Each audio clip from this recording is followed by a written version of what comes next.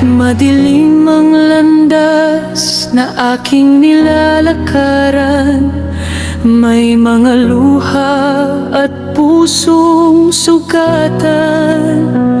Ngunit alam kong hindi mo ako iiwan. Sa bawat hakbang, ikaw ang aking sandigan. Kapag ang takot ay bumabalot sa akin, ang iyong tinig ang aking awitin. Hindi ako matatakot sapagkat ikaw ay kasama ko. Sa lambak ng dilim, ikaw ang aking ilaw at totoo.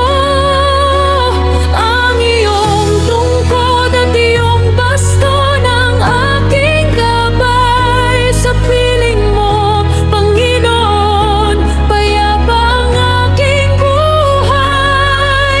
Ano man ang dumating, hindi ako mangangamba, dahil ikaw, O Diyos,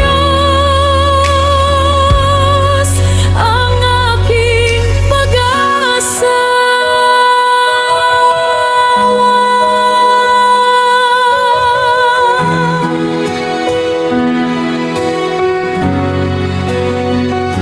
Kapag ang unos ay tila walang katapusan, ikaw ang lakas sa gitna ng kahinaan.